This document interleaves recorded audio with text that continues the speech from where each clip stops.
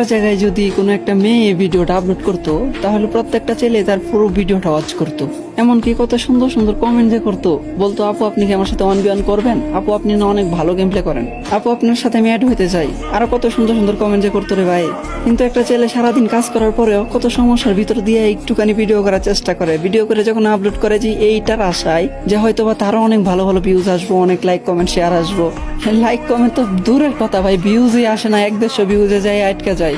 আর এই জায়গাতেই কোনো মেয়ে যদি নর্মাল এডিট করে, কোনো রকম এডিট ছাড়া ভিডিও কালে রেকর্ড করে আপলোড করে দেয়, তারপরে হাজার হাজার ভিউজ হয়ে যায়। আমি এটা বলতে চাইতেছি না যে মেয়েদেরকে কেউ সাপোর্ট করো না, হ্যাঁ মেয়েদেরকেও সাপোর্ট করো, কিন্তু হ্যাঁ পাশাপাশি ছেলেদেরকেও করো।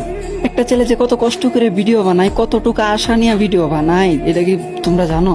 আচ্ছা আমি অন্যদের কথা বাদ দিলাম, আমার নিজের বিষয়টাই বলি যে আমি 12 থেকে 13 ঘন্টা কাজ করার পরেও আমি কতটুকু কষ্ট করে ভিডিও আপলোড দেই তোমাদের থেকে একটু ভালোবাসার আশায়। আর আমি আমার নিজের জন্য কখনোই সাপোর্ট চাই না তোমাদের থেকে।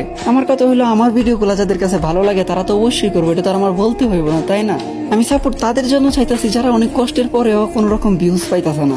তোমরা তাদেরকে কপি লিঙ্ক করো, লাইক কমেন্ট শেয়ার করো তাদের জন্য।